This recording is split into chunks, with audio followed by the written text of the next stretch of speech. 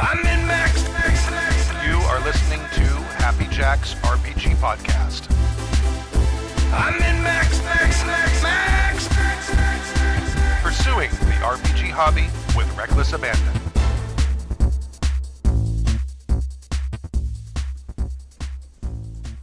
Thank you for joining us for season 21, episode 8.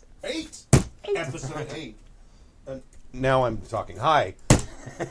Thank you for joining us for season 21, episode 8 of Happy Jack's RPG Podcast. My name is Stu. My name is Kenny. And my name is Adam. And we should talk about what's coming up game-wise first. Yes. Rather than do it at the end. That's important. So we have a bunch of stuff coming up. Not imminently, but April is we're going to have a bunch of rollovers. Right. So Razor Ridge is ending, and I'm taking Razor Ridge's spot to run a yet-to-be-determined Wild Talents game. Mm-hmm. Knowing me, I will decide the night before it starts what it will be about. And Interpol X is ending. Well, it's exciting because you and Mac are co-GMing Monster Hearts, which is going to be amazing. Oh, awesome. Yes. Super, super exciting. Bringing Monster Hearts to Happy Jack's. Yes. My mission will be complete. And people are like banging down doors to be in the game, so that's awesome. Yeah. And also starting the weekend, April 8th, we're starting our fair schedule. So generally we pause our Sunday games for like 8 weeks, I think 9 weeks, I think it is. Fair runs 7. Yeah, but I think we usually, and then then Teardown. Then there's Teardown, and then there's the con at the end there. So there's 8 or 9 weeks of. Jason is also going to DM that again this year. GM that. I don't know why I went back to D&D terms, but he's, instead of running Dungeons and Dragons like he did last year, he will be running his brand new system for Powered by the Apocalypse called Demigods. Oh, cool. So it's going to be the first run of that as a campaign. Which I get to be a player in. Excellent. Very excited. Do you have the other players yet? Or yes. Still deciding? Okay. So, yes. One of them, but right? We're very excited. But more information is coming. Yes. But those are all the upcoming games. So, and then this weekend. Oh my gosh, tomorrow is One Shot Saturday. Mm-hmm. So we are having, I believe, starting at 2 o'clock? 2:30? Yeah, 2 o'clock now. I just switched like on my drive here. We are having, Jason will be running masks. Mm-hmm. So, full house for that. And then after that, you were running what is actually 10 candles, not 12 candles like I put on all the schedule. Which I know nothing about, but I'm very excited to play. Which is an entirely different game from 16 candles. Right. That's a whole other thing. Which you could probably run in Monster Hearts. 100%. Yes. Yeah. So, and then Monday we have... Sunday. Oh, yeah. Sunday we have the Vampire Dark Age. Hollowed Plains. Hollowed Fields? Plains. I never remember. Yeah. Hollowed Plains. That's because he changed the name like 3 times before it started. And then Monday we've got Tales from the Loop. That may have been me misremembering it and saying, no, it's called this. No, it's not, because I had to talk with him about it. Because he kept changing. I'm like, okay, we made the artwork now. You're not allowed to change it anymore. No more changing. It's done. Yep. And then Wednesday, we are back to Spaniard's Ghost on Wednesday. Ed from Minnesota says, geek plus sex moves equals American Pie. Oh my God. An American Pie RPG.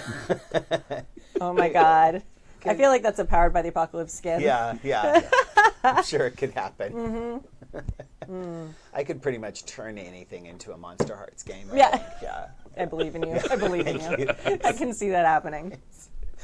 We'll do a marathon one day, or a telethon. Right. And the chat room can just suggest every hour a new setting to turn into Monster Hearts. Yes. No problem. Yeah. Or just have some kind of challenge and see how many sessions it takes you to turn any game in any system into Monster Hearts. Oh, yeah. That would be fun. Right. I accept that challenge. Because I can put teenage sex monsters into anything. Promise. Oh, man. Yes. This is my calling in life. But anyway, if you want to see our current schedule, check out happyjacks.org/schedule. And other than it being 12 candles, other than 10 candles, everything is correct. Everything's correct. I hope. If not, tell me. Excellent. In this episode of Happy Jack's RPG Podcast, Ben asks for some help with player memory retention. Kurt writes in, to promote JackerCon, Yay, JackerCon. Jason sends in a GMing horror story with twist, and I realize there's only 3 emails. I may grab another one off the thing because there's a backlog. I feel like we can we have a backlog again? Oh yeah, we have a backlog again. Excellent. Yeah. I'm always up for a surprise email. Sure. Yeah. Surprise backlog. Yes, yeah. If it includes teenage sex monsters, even better. I'll look. I'll do a search. Okay. I'll do a That Gmail may actually search. show up in his email. Senior sex monster. Oh, Yeah, look oh, at okay. that. Happy Jack's inbox : * dot Yeah. sex monster. Yes.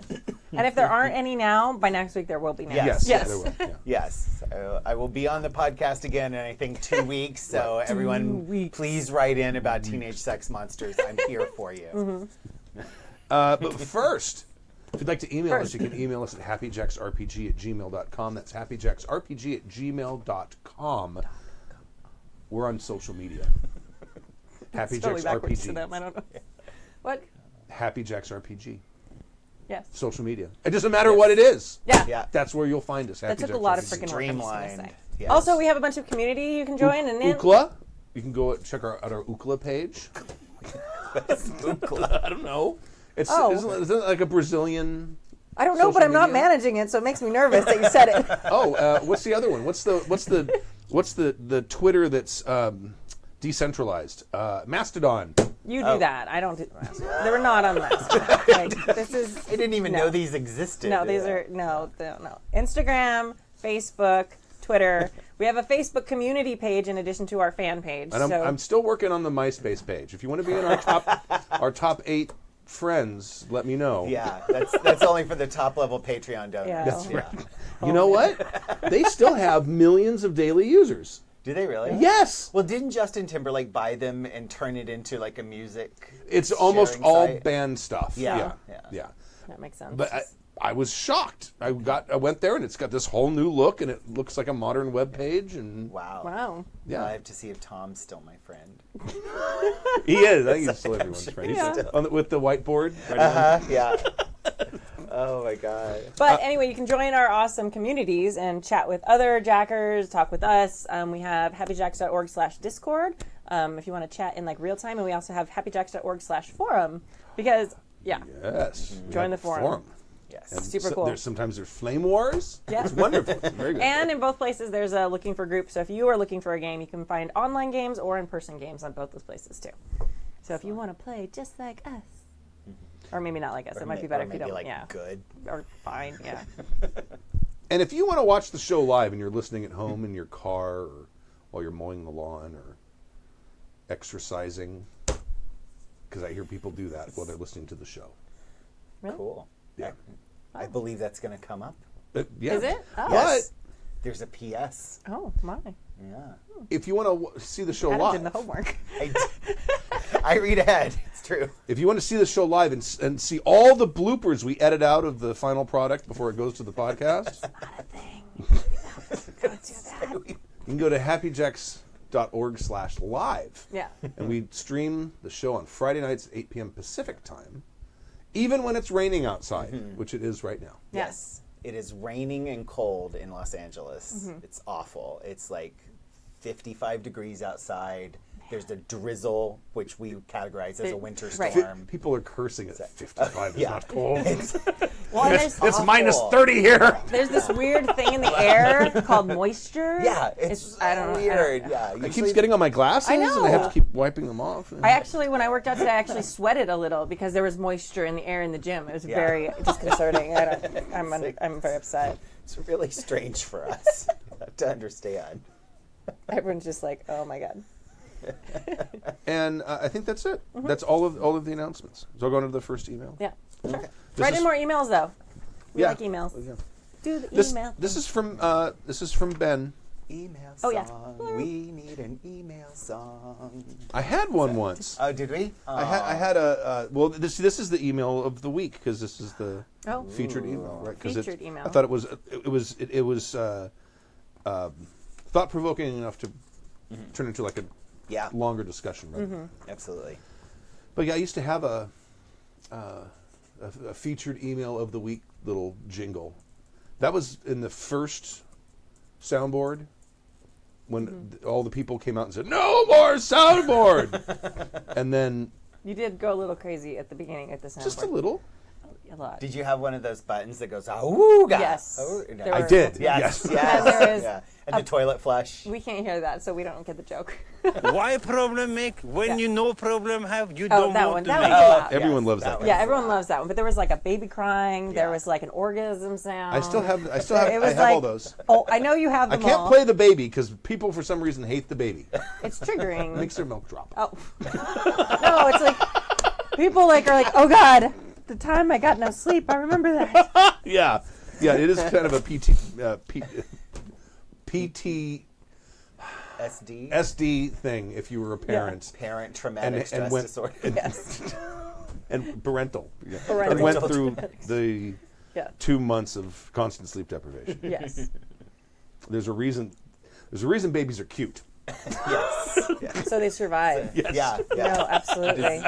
It is When I was- built in biologically that Yeah. we have to adore them so Yeah. that we don't kill them. That's why they have all those hormones happen during the birthing process, so Yeah. you're bonded with them. So yeah. Yep. Those adorable big eyes. You know, I was yeah. I was a nanny for 2 brand new born twins when I was in college. Because then you don't have that parental like. But no, you weren't there they were getting super the cute. Yeah. the No. the, I didn't kill them. Yeah. Pitocin. Is that what it's called? Probably. I think it's Pitocin. That's the Yeah. hormone that comes out during the birthing process. I wonder what that does to doctors and nurses who work in a All delivery day, room all all the day time. long. Oh yeah. I find I have a whatever that is. I don't know if that's what it is, but I have a super strong maternal instinct that kicks in from all my years of teaching. Oh yeah, Like yeah. boom, it's like yeah. So I'm just baby crazy. Like if there is a baby, I will, unless stopped. yeah. I will grab Okay. the baby and I will hold it until the parents are like, "We have to leave now." You're going at 'em. Or somebody else says, "Can I please hold the baby?" And I'm like, "I don't like, really want you to." no, but bitch. No, My it's baby. My baby. That's the way my mom God. was. Yeah. Yeah. My mom would take the baby, and someone else was like, "Oh no, I'm grandma." Yeah. Yes. Nice. Zanzamo's like review for Kimmy as nanny. She didn't kill them. Would recommend. Oh my God. You know, there's dog nannies. Yeah. I used one when we went to Gen Con. They stay at your house. Do they hang out? Yeah. No, they sleep at your house. Yeah. And most of them have full-time jobs, but it was like $70 a night or something like that. And they show up, they feed your dogs, they spend the evening with them, they sleep at your house, they feed them in the morning, just like if you We're there. like when you're going Yeah. to work and then you're gone during the day. Yeah. Wow. It was awesome. And I came home, my dog's like, "Oh, you." I had somebody way more interesting. Yeah. Right. All right. Dear douche. Oh, no, sorry. Dear Deutsche Dodos. Deutsche, right? I think that's supposed Isn't to be that douche. I believe pretty it's sure. supposed to be douche doo-doos. Yeah. But it's German. It's German doo-doos. Yes. Yeah. Or, yeah. Spelling shame. Long time listener, first time caller. I need some advice as I prepare to run my second ever campaign for a long distance gaming group made up of my BFFs. Aww. BFFs. Yeah. About a year and a half ago, we discovered Roll20 and have been using it to keep in touch and game together once a month. We recently finished Curse of Strahd for D&D. That's the Ravenloft thing? Yeah? I think so. I Yeah. think it is, okay. Yeah. And it was amazeballs. Your use of amazeballs makes me think if I might know you. Anyway, one problem, though, I have a story that lasted over a year meant... having a story that lasted over a year meant the players completely forgot about NPCs that should have been meaningful to their characters. Towards the end of the campaign, they were confronted by a choice of saving a town or rescuing what I thought to be an important NPC. Their response was, "Who is this guy again? Why do we care about him?" Silver lining. That NPC will go down as the most unforgettable character in their history. As I prepare our next campaign, I am already taking steps to help with the players' retention of the story.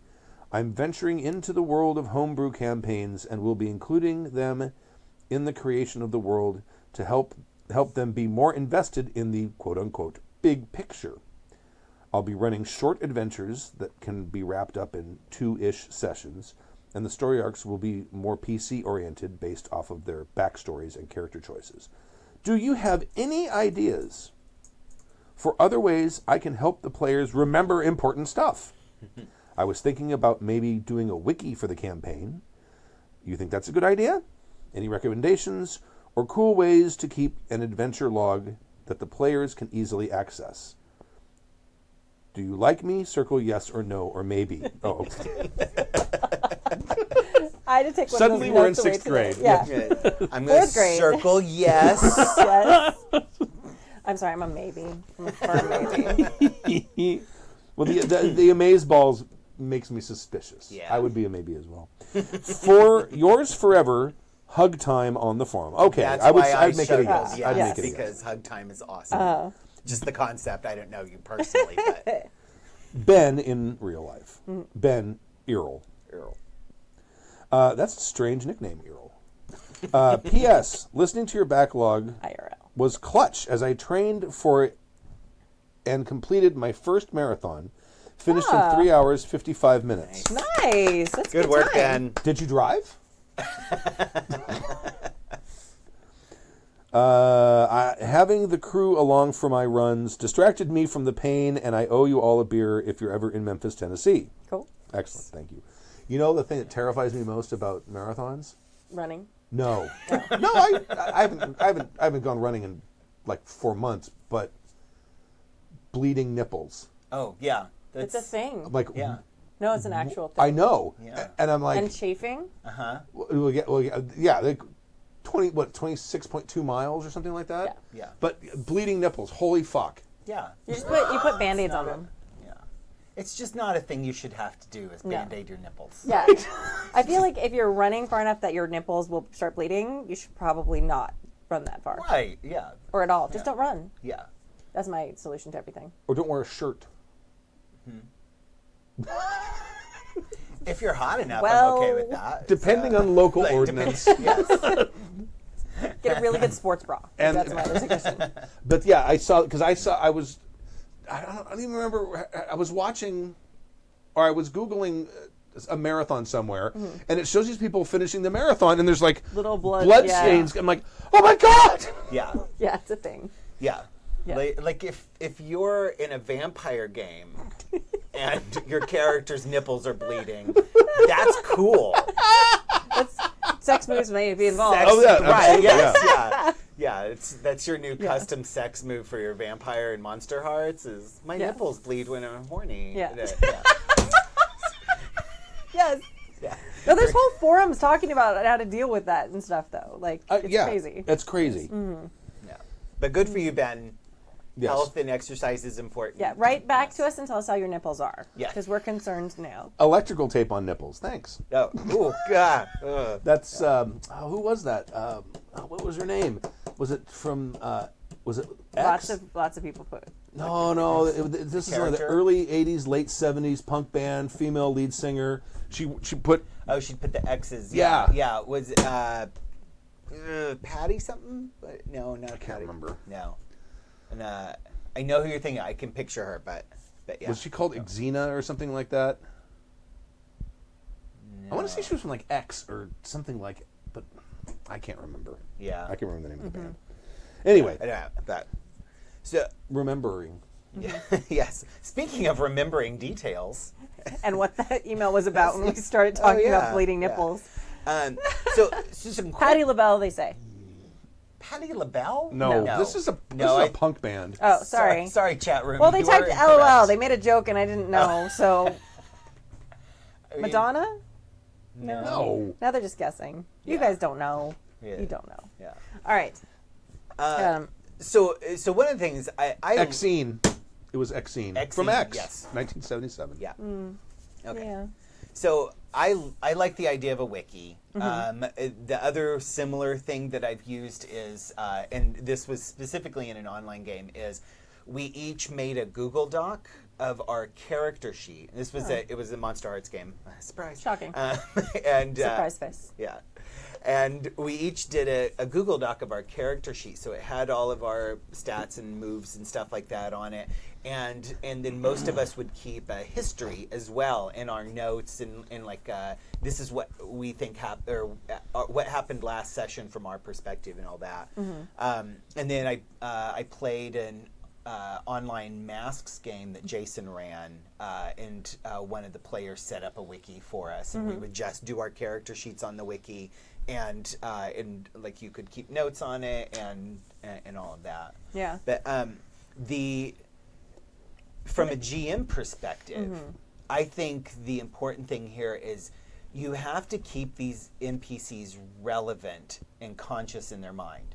I'll scratch out the note I just wrote down right there. Yeah, and this is a mistake I think a lot of people make, and especially in games where you're surprising your characters, more traditional games. In PBTA, I don't have to worry about it as much because I just like throw out the hook and they're like, oh yeah, that's that character. Yeah. This awful thing is happening to them. Great. But yeah, you have to, as a GM, it's important that if there is an NPC that's supposed to be relevant to the characters and important to them, you have to keep bringing them up. And if you can't insert them in the story because they're in town and the characters are back in or down in a dungeon or whatever, you have to keep reminding them that, oh, this is, remember, this is the person who hired you, or this is the person who is going to pay you for doing this adventure, or, you know, and you can, I mean, the important thing is just talking about them. Don't let them fade away. Every single session they should come up and be mentioned. Yeah. Wikis, I found, like, I'm not super into the wikis because I find, like, when I need to know something, it's not super fast to find it. So I like just, like, I like your idea of, like, the Google Docs. Yeah. Or just, like, writing it down by hands. Although I am also super notorious for writing a bunch of stuff down at the edge of my character sheet and then being like, well, I have 5 names here. I think it's one of these people. Right, yeah. Maybe. Right. Yeah. Well, if that's that person, who are the other 4 names I have written down? So I'm really not the greatest at this. I'm not sure. You should have a Samantha who writes everything down and reads it out at the beginning of every game. Well, if you've got one, that's fantastic. And also, she's got a really good memory as well. Yes. So if I mention a character's name, and it happened a couple of times during the vampire game, I mention a character and I give them an attribute, like they're skinny. And she goes, Session 23, so-and-so is tall and husky. Yeah. Oh, never mind. I see, and I think that as long as you get it right. Like, for me, I'm terrible with names. So, but describing someone and linking them to a specific event in the game, that's how I remember people. Yeah. Like, I'm really good at remembering, oh, this person did this, this, this, and this. I have no idea what their name was, but they were Crane Clan? Like, I know, like, everything about them except their name. Yeah. So, like, be ready with, you know, people have different types of intelligences and things that they remember. There's going to be those people who are not good with names. There are going to be people who are good with faces that if they can picture the character, they'll remember them more readily. Right. So have those descriptions and then have that a little bit fleshed out for them to give them that description so that they have more to glom onto than just, like, this is Bob. Right. I think wikis are shit. Yeah, they're really annoying. They're hard to edit. Yeah, they're hard to add content to because there's all that stupid the brackets. This it's like writing HTML. Yeah. And inevitably I'm sorry. Go ahead. Cut you off. And inevitably nobody updates them. Because it's so hard to update them. Right. Like, link to that point. Like, but if you were to, I mean, I don't. Can you share documents in like OneNote, or can you like share a folder in OneNote? I know you can in Google Drive and Google. Yeah. Well, yeah, you could do it. You could do it in that. You could just have here's a Google Doc that's NPCs, or if you have a ton of NPCs, here's a Google Doc of NPCs you meet in this city. Yeah. You know, or and that would be a very easy thing. The GM could just add his prep in there. Right. Yeah. You know what I mean, or just cut and paste it from his prep into that. Yeah. Yeah. That'd be an easy thing to do. Even like a spreadsheet with like cities and then like all the names and like little descriptions. And but you also want the players to be able to add notes to it as well. That's one of the things that makes those things grow and become more relevant is when the players say, "This is the guy that gave us this thing." Yeah. I also ran a superheroes game using the Smallville system or Cortex Plus Drama, and I did that. That was also an online thing, and I had 2 separate Google Drive folders. One was for all of the stuff that the characters knew, and the other one was all my prep stuff. Nice. And so there was one document that anybody could go in and look at, and actually one thing I did on that was I would actually write up a summary of the game. I don't usually do this. I'm not a summary and a note taker kind of person, but I did it to kind of help myself keep track of everything that was going on. Yeah. So I would write up a summary of what had happened in the past session as soon as we were done, and then I also would do little side notes. Like I would have like a little article about this character that you heard about in this session, but didn't. You haven't gone to meet yet. Things like that. So it became sort of this fun running document that the players could constantly go back to and look at and access at any time. Yeah, I like that. One thing that I've also liked, and I'm not super great about it, but in a couple of the campaigns we kept character diaries, and I love that. Yeah. Like even if we don't have access to each other's, like just like typing a little diary entry in character after a session, even if it's only a paragraph or something, like those are the things that are most important to your character, and it's really helpful to like read that over, even if you don't necessarily remember everything. Right. You remember the stuff that's important for your character, and that can actually give you a more realistic campaign than someone who's like reminded of absolutely everything and every little detail. And I think this is particularly hard in online games as well, because in a tabletop live game, you have your character sheet and you're making notes and you're writing things down on your note paper and like the margins of your character sheet. So it's just always there in front of you. But if you're doing an online game, you don't generally have that physical character sheet. It's all in the Roll20 or it's in your Google Doc or whatever. So I feel like it's a lot harder to kind of just quickly jot down that information if you're either playing or GMing an online game. One thing you could do is assign it to someone round robin and just say, okay, for this session, you're going to need to take notes. And the thing is, you got to remind them during the course of the game. Yeah. Because I try, like in Kurt's Vampire game, I try to take notes, and all of a sudden I'm like, oh yeah, I should be writing something down. And I'll completely forget to do it for a long period of time, and it's like, oh shit, there's a bunch of stuff happening. I need to write this down. And it helps. I mean, we don't have a designated note keeper in that game, and you can, if you watch the beginnings of the session or recaps, it's kind of a struggle to remember what we remember, or what we think we remember. But I think also that is an important point. You have to do that recap at the beginning of each session, especially if there's a long time in between sessions. And by long time, I mean even 2 weeks. You've got to, like, if it's not one person who's got the best memory or the best notes reading it off, you've got to do this group thing where everybody tries to remember what happened and what was important.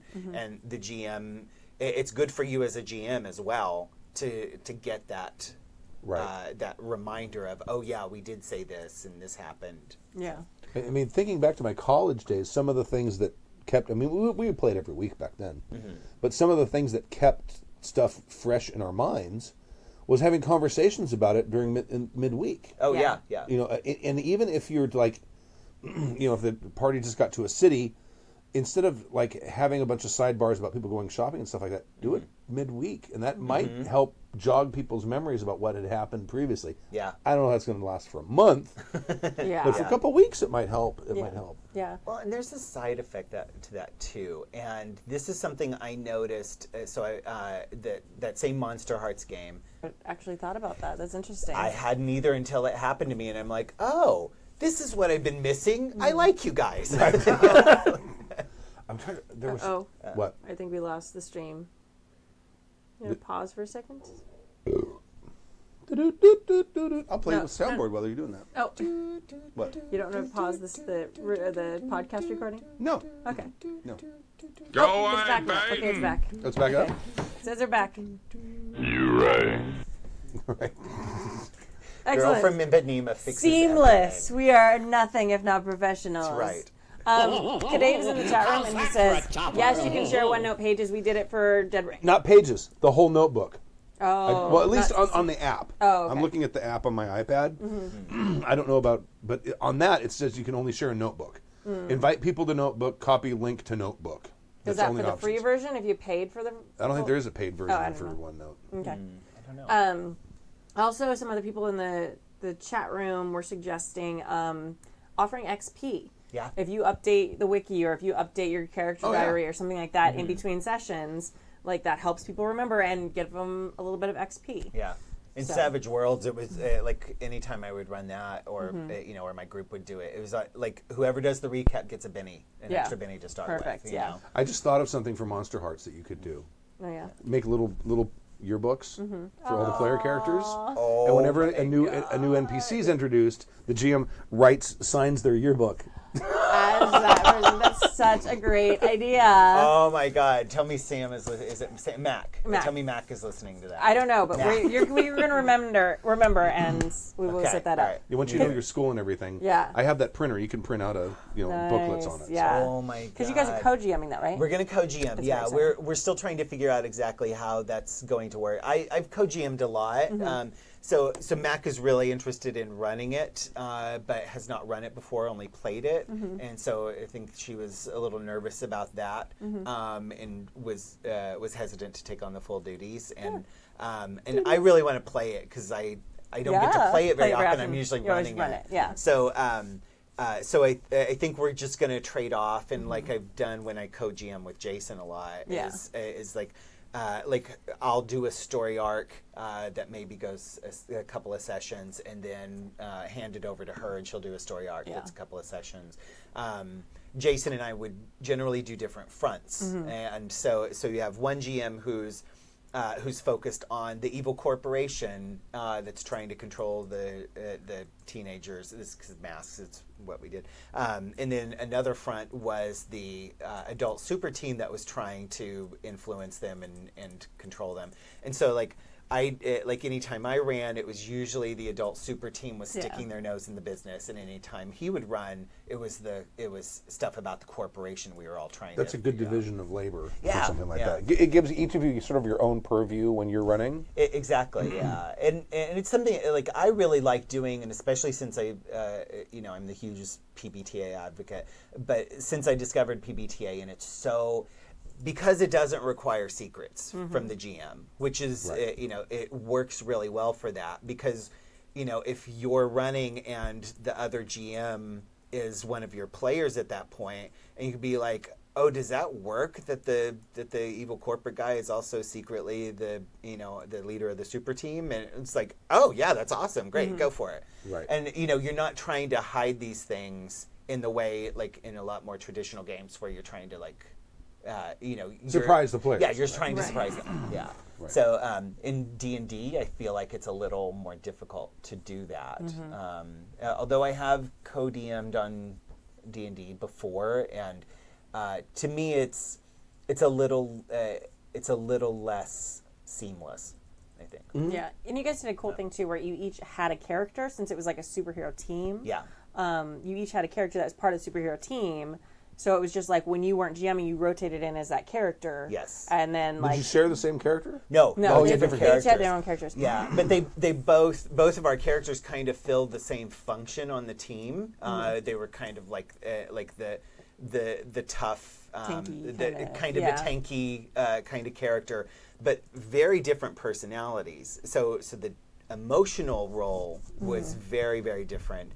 His character was kind of like the happy, like super like she was an Asgardian princess basically, and she was just like so excited to be on Earth. She loved humans, and she had all these crushes on different teammates, and or one teammate in particular. My character was the former sidekick of one of the adult super team, and he was assigned to the team to be their leader, and they're like, A, we don't need a leader, and B, if we did, it would be this other character. Yeah. Right. So, so there was this extensive like, I'm all right. I'm here to be your leader, and he was very broy, and and the whole team was like, no, we're not going to do that. Hey, You can tell us to do all you want. right, exactly, yeah. So it was, yeah. So they had very different arcs, but power-wise, they kind of filled the same role. So it wasn't. It didn't seem weird that one of them was gone, and like the combats are still balanced and stuff. So Right. good planning. I just thought of something else for Ben. Oh yeah. At the Back end to of Ben. at the end About of remembering things. at the end of your session, Yes. get a voice recorder Oh. and have the group recap what happened in the last adventure. Oh yeah. So the group can say, well, then we met some guy at this thing, and the GM can say, okay, that's so and so the NPC Yeah. who was this or whatever, Right. and then have them do the recap at the end, and then a month later, just play it back. It'll be like 3 or 4. You don't have to, it's not like you have to record the entire session, Right. Yeah. and listen through 3 or 4 hours of a session. Just like a little 5-minute thing, and everyone's back up to speed. Right. Yeah. There you go. Yeah. There you And go. Didn't even cost you a nickel. But you can send a nickel via Patreon if you'd like. Yeah. I'm still a maybe. I'm sorry. Still a maybe. Although I'm super impressed with the marathon thing. That's pretty cool. Yeah. is. Yeah. It's really awesome. Yeah. It's very awesome. Yeah. All right, thank you very much for the email, Ben. Yes. The next email, this is from Fun DT Pints. time. If you'd like to read DT Pints this Are we evening. not doing Who Played What this week? Oh, yeah, sure, yeah, yeah. go ahead. Do we? Yeah, Oh, okay. I usually skip it because Oh, do you? Oh, okay. I forget. Oh, okay. It's written on the thing. I know, it's written in the in notes. bold and underlined. Yeah, and how many of these pages have I looked at? That's true. And I'm That's just true. eye deaf to them all the time now. Because last time there was it was skipped too, and I'm like, oh, but I played a lot. Okay. What did we play? We played Interpol X. We did play Interpol X. Monday was one of my favorite So fun. Interpol X sessions It was to really good. date. Yes. It was such a great time. I don't know if you guys are enjoying it, but we're having a blast. We're having fun. So, yeah. yeah, it was just a very like. I love seeing my characters in angst Yeah. when I GM, There's so much and angst. and Jason's character had these horrible decisions he had to make, and Mike's character was just so tortured with his own He was. existence. And, It was super amazing. yeah, Yeah. yeah. But yeah, so and then on Sunday, hi. What? Allie's here. She's What do you, staring at us. What do you need, my love? We're being judged. 3 empty boxes of pizza. Yeah. Yeah, the Boggards were here. You should order some pizza. I'm not ordering pizza. You already had dinner. So? Nothing if not professional, people. Nothing if not professional. I'm not ordering pizza. All right. Oh, she's I so love you, my sad. dear. But yeah. no, it was a great session. I really liked how you like Jason and my character are like they know each other for decades. Yeah. But we have opposite types of magic, so it's just like playing against each other. Yeah. And it's Yeah. causing a lot of friction that our magics don't get along, and we kind of like hate each other's magic. Yeah. Oh, really? So yeah, because he's fey magic and I'm demonic magic. Yeah, we yeah. ended up setting up the world, and this But- was stuff that grew yeah. out of the character creation process. But we sort of set up the world that fey magic and demonic magic are the two main sources Yeah. of monsters, and they're antithetical to each other. So like when they come into contact, they hate each other. And so Yeah. it's fun having a demonic magic person and a fey oriented person on Yeah. on the same team. Yeah. Cool. But, Cool. That's pretty cool. and then Sunday. I'm running a D&D 5e campaign, Right. which I don't do. For your But cousin, right? For my nephew, Or who nephew. lives with me, and 3 of our neighbors. Mm-hmm. They'd been wanting to play, and so I was like, all right, I'll run a D&D campaign for Mm-hmm. you. And it's a lot of fun. It's just I'm running one of the Sunless Citadel from the Tales of the Yawning Portal book, Mm-hmm. and so it's just it's weird for me to be running a pre-planned adventure. Yeah.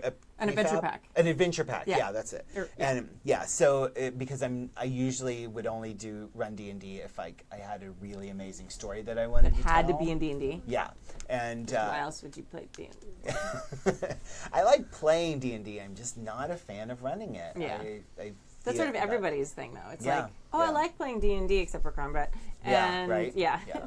I just don't like running it, so Yeah, but yeah, that's what I've been playing. yes. So, Oh, I ran Powered by the Apocalypse this weekend. Yes. On Sunday. And I didn't completely fail, which is no, very you exciting. did not. It was No, super you fun. rolled a 10 plus. Oh, for sure. thank you. Yeah. Excellent. But yeah, You no, ran it was super this? fun. I did. I ran Urban Shadows. Which I actually I've setting. played a little bit with our off-camera group Yeah. and loved, like, oh my god, I love Yeah. that setting so much, and I'm so in love with that character I made and we never played again. I know. Yeah, But, yeah. I would love to revisit that campaign. 'Cause, amazing. I loved our characters. Yeah, but, so good. Yeah. But yeah, no, I loved it. I did character creation on screen, which I don't know if that's.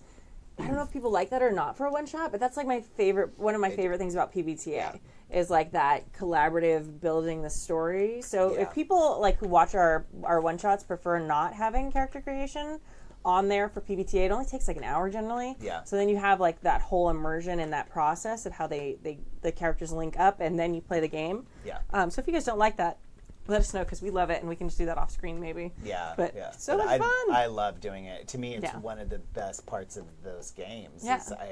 And running them especially, it's just such a wellspring of inspiration. Mm-hmm. But yeah, We did a session debrief. So if you're a Patreon subscriber, you posted that, right? Yes. Okay. If you're a part of the Patreon, so for some of our games now, we're recording little like 10-minute debrief sessions after them and posting those videos just for the Patreon. So we did a debrief of that too. So cool. yeah, it's fun. Yeah, it was a great episode. If you haven't watched it, please go watch it. Yeah. Aubrey is Salome and Jason's Dez. So There was so like good. and I was Stork and amazed. Jim's characters were amazing too. But Yeah. Salome just had some of the best one-liners, and Jason's Was she British was she rock playing accent. historic Salome? No. No. Oh, okay. No. All right. She was playing like a fae, and Awesome. Yeah. she just I know, did not care about Yeah. humans. She- She's like, "There's a thing, and it's dangerous. I'm supposed to care." Yeah. Like it was amazing. The whole thing. Because I'm pretty sure it was the player forgot what she was asking about, but she immediately like played it off as like, oh shit, I'm supposed to care. Yeah, it was so good. But then that like informed her character for the rest of the session. Yeah. But then there was this one magic moment like right near the end. Yeah. I'm not gonna say what happens exactly, but there's like the damage that happens like one character starts to like kind of like cast a thing that was gonna hurt people, and the other character like put themselves in the way of it, and like it like made people at the table like actually cry. Like I was like, yes, Yeah. yes, Yeah. I made them cry. I made them Right? cry. Yeah, In a because good that's what I way. love. Well, Yeah. no, I just love like fucking with my players. Like, Oh, so yeah, much. It's my yeah. favorite thing. Absolutely. And it's so yeah. much fun. It is. It's awesome. Yeah. Anyway, did we play anything? I don't think so. I think those were the only games this week. We did not play L5R No. because Boy Scouts. Yeah. Yeah. That's the thing. Yeah. Zachary's now a Boy Scout. He's no longer a Cub It's so Scout. exciting. Wow. He has his little Sunday. He Aw. bridged. Yeah, he bridged. That's the arrow of light. That plaque.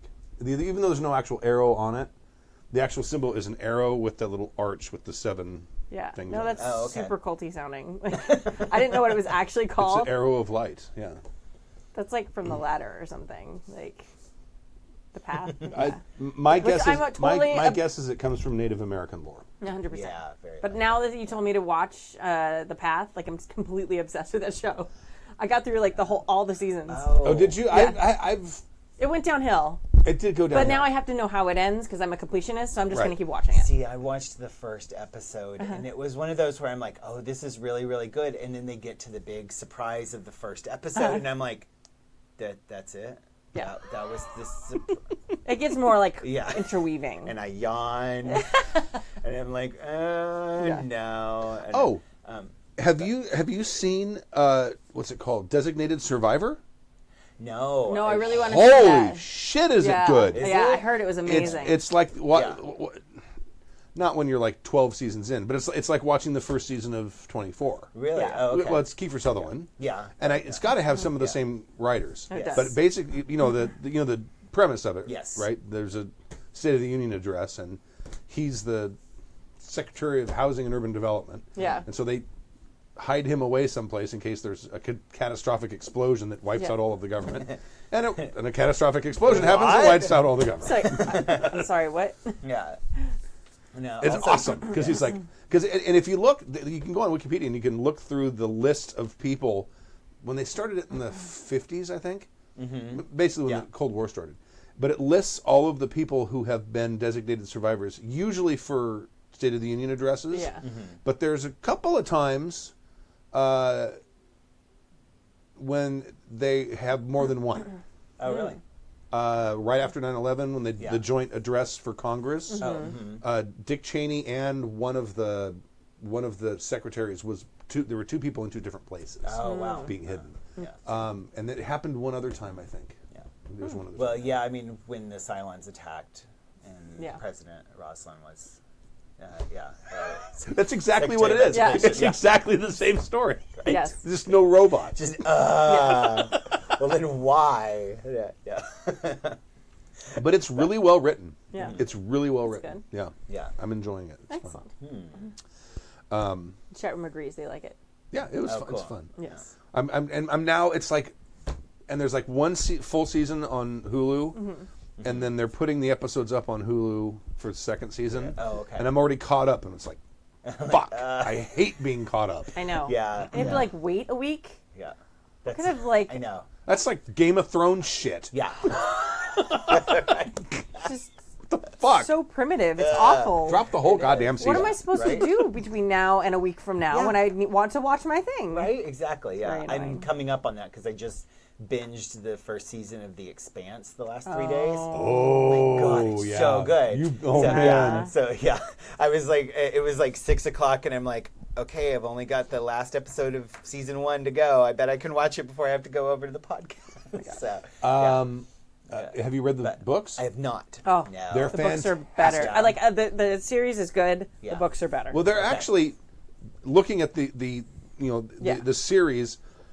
They're realizing, oh, you know what? You introduced this character in book 2.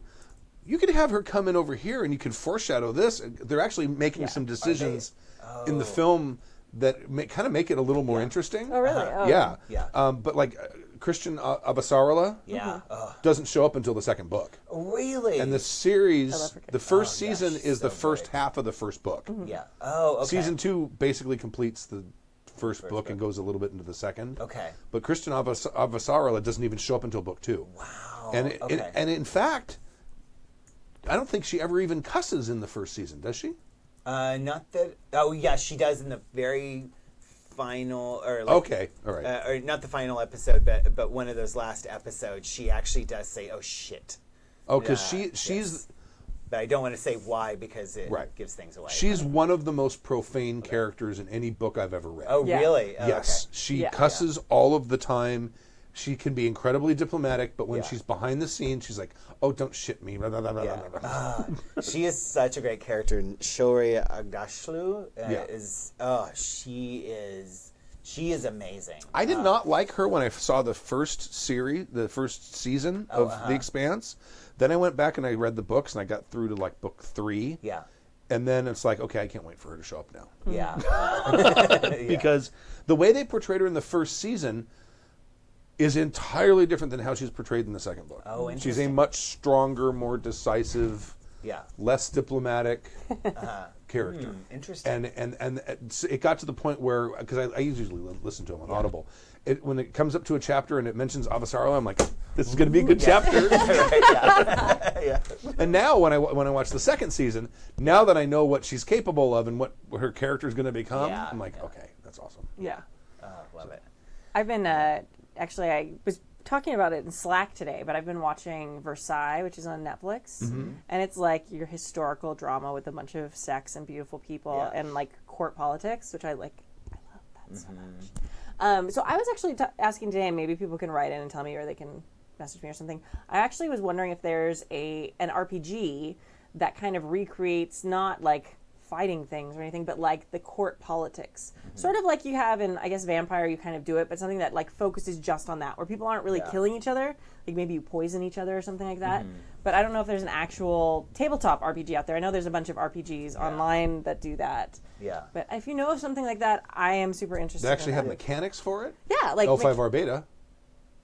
There's all kinds of social mechanics in there that I normally don't. Yeah. Oh, yeah. There's tons. That's interesting, and like reskinning that for like Louis, Louis the Tenth's France or something like that. That'd be kind of cool. And I've only played it in like one session, but doesn't Houses of the Blooded have a lot of kind of social combat? Don't know. No. Okay. I will take your word for it because I've never even heard of that. So. Yeah, it's interesting. Okay. The premise is certainly built around court intrigue and all of that, but I know it also does like combat as well. But maybe the chat room or the community can help me figure this out. So there's an RPG, and you play this like doomed cult or sect, religious sect, and it's based on real events, but it's in like this church in France in like 17th century or something, and you play the last remaining members of this sect, and the Inquisition has basically surrounded you, and they're about to kill you, and you have to decide which character is going to be the sole survivor to carry the message of the sect on. Oh wow! And so this is clearly like it's not a combat-based thing. It's all about the social mechanics of that. And I don't know if that might be something that you can adapt, but I cannot remember the name of it. I feel like Dave mentioned that game today in Slack. They said the Game of Thrones RPG, which is the Song of Ice and Fire. I have that if you want to borrow that. Okay. And Burning Wheel. I have Burning Wheel. Oh if you want to borrow that. Burning Wheel is interesting. Fate. And Cloak 72 says, Adam's right, Houses of the Blooded is good. They're asking if it was called Monsignor. Monsignor? No, I don't think that doesn't Monsignor.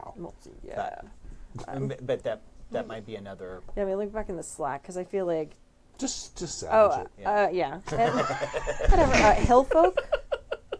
Hillfolk is what Dave mentioned today. Robin Lowe's Hillfolk, and then also he mentioned Bedlam Hall by Crazy Dave. And yeah, those are all interesting. I just was thinking like it would be interesting to play something like that's like, like Pride and Prejudice, like Jane Austen, or like. There's a Jane Austen RPG coming out. It's on Kickstarter right now. What? Is it? Oh, I thought there was an RPG I saw that's a game, like a video game. No, there's a tabletop RPG that's being developed right now that's on Kickstarter that is a Jane Austen RPG. Oh my god.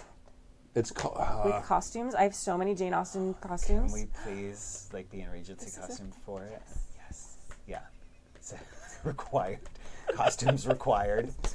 Why are you laughing? Good Society. That's what it's called. Good Society. Yeah, there's the Kickstarter. This is going to be a thing. Let me see. It may have ended. Let me see. No. I will play that. Well, we have to know somebody who got it. Somebody's throwing shade at me about Google search. No luck with a very quick Google search, Adam. Oh, okay. All right. Yeah, they're trying to help. Yeah. Oh, okay. All right. Thank you. Fail of the assist. They're at $89,625, 1,942 backers, 64 hours to go. Okay. All right. There you go. People tweet Jane Austen me RPG. tonight because back to the memory thing. I'm going to get home and I'm not going to remember. And then I'm going to wake up on Monday or Tuesday or whenever that is over and be like, no, I wanted that. Well, if you want, I can pledge it. Do you want the PDF or you want the book? Let me go home and look. We'll figure it out. I'll see you tomorrow. If it's going to be because I've got it up right 10 now. candles, not 12 candles. I totally want the book. Yeah. And not 16 candles. You want the book, and then you want to rebind it in leather. And I was super into going to the Regency Ball every year for a couple years, so I have 3 really beautiful Jane Austen ball Regency gowns. Yeah, they're beautiful, and I'd love to wear them again more than one time. It'd be so great. They're expensive. Yes. All right. I will definitely play that with you. I need to visit the forums more often, is what Master Bitter says. Yes, probably. Well, the problem is there's a lot of content on the forums. So when I go, I tend to go down a rabbit hole of lots of discussions, and then I sometimes miss stuff. Yeah, I've been when I go to the forums, I've always had this love-hate relationship with forums in every community Everyone I've been does. involved with. Yeah, and so I'll go to I check the Interpol X forum, and then I recently I check the Powered by the Apocalypse section. So, because I love that stuff. But, yeah. Yes. Sansa Mode's like, I pinged you on Discord. I'll remind you to buy the thing. I was like, Yay! Is this thing on? An email from DT Pints. oh, yeah, remembering things. Remembering things. I love that we're like an hour and a half in. You were like, I don't know if we have enough emails. But Adam's on the show. So we're like, first email. It's true. It's true. Hour and a half in. Tangents. It's what I do. Teenage sex monsters and tangents. Sometimes at the same time. Yes. Is this thing on? Email from DT Pints. Ahoy, you magnificent bastards. It is DT Pints writing you from the delirious downward slide of raising a 2-year-old. God be with you. Yeah. Well, one day you'll be raising a 3-year-old. And then a 14-year-old who will come into your podcast and demand pizza. 12. She's only 12, I know. Well, and she will come in and she demand acts more pizza. like a 14-year-old. She's very Even though I made them chicken tikka masala for dinner. What? pizza. Come on, Dad. No, they like it. No, I know, but then pizza is always a food. Like, even if you're not hungry, And then pizza's rice a with a thing. little bit of saffron in it. I mean, God, I want pizza right Domino's pizza. I usually get Pizza Hut because I like their wings. That's better, yeah. Domino's is like the bottom. It's the worst. now. Yeah. Little Caesars. See, Little Caesars is redeemed slightly because of their breadsticks. And I have childhood nostalgia for square pieces of pizza. And the fact that you don't get to go in and order a pizza. You just take this is what we have. You want it or not? We have pepperoni and cheese. Pineapple? Oh my God, Zanzamote says that the Jane Austen RPG Kickstarter has APs with period costumes already. What? Challenge accepted. Yes. I will out-costume the shit out of that. Ours is going to be better. Sorry. Right. Ours will be superior. I think that most graciously I do agree with you. It will, in fact, be far superior, although not to, dissuade them for their fine efforts. Thank you ever so much. Yes. And yes, I am certain that they do a valiant effort. Absolutely. However, they will just not quite measure up. Oh, it's really going to be the seaming and the hems on the dresses that Yes, really will make the absolutely. fine difference. And just Indeed. the proper amount of Yes. ruffle. Nothing too ostentatious. We wouldn't want to be gaudy. Get it? Ostentatious. Ostentatious.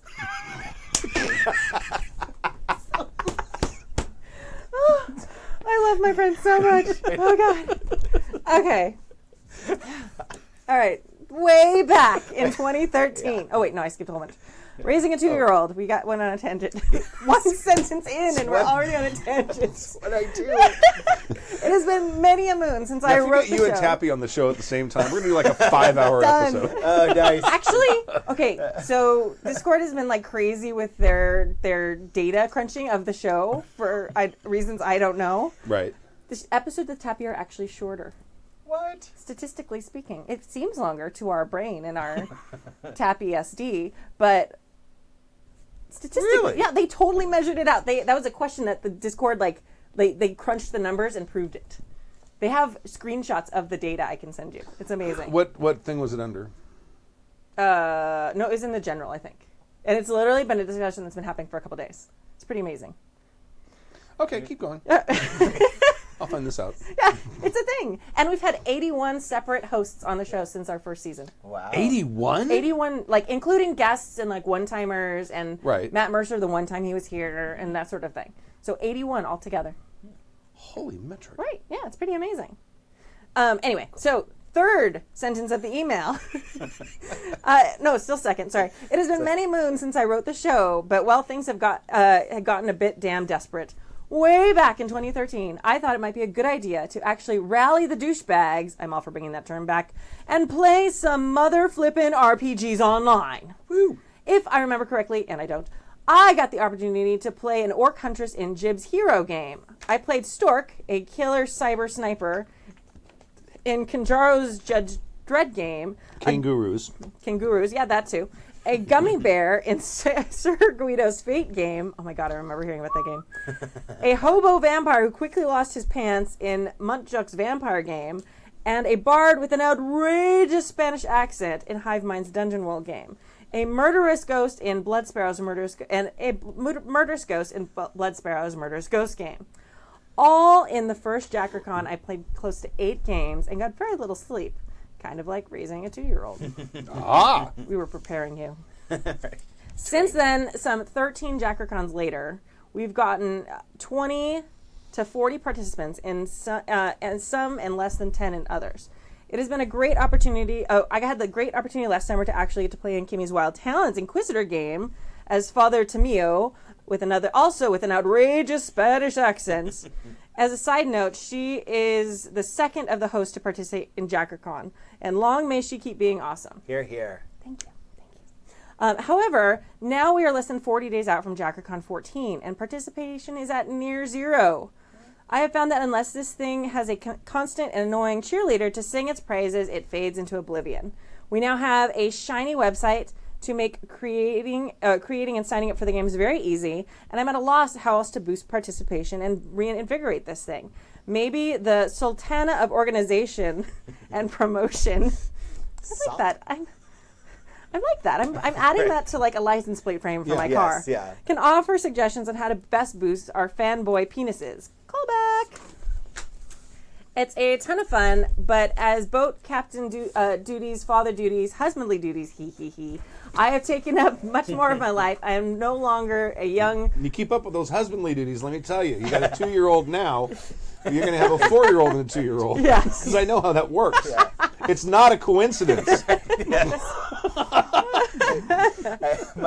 My friend Janie has 5 kids, 2 stepkids and 1 new one on the way. And every time I'm like, kids. You know how this happens, right? I'm like, Oh my God, the grocery bills. I know. Yeah, crazy. Yeah. Yeah. Although once they start getting older, they start helping with the younger ones. Yeah. But they still demand pizza. Yes. They do. Always. Always. Does that ever really go away, though? No. I was thinking about buying a pizza stone for the oven. Because that's how you make... I mean, obviously, the pizzas are cooked at like 700 degrees or something. Right, It's yeah, really hot. yeah. But that pizza stone actually helps cook it better. They do taste a lot better on it. Yeah, I was thinking about getting one of those. Yeah. I'm in favor. Anyway, I'm no longer a young crabber gifted with obscene amounts of stamina. I get to run a game and maybe play in 2.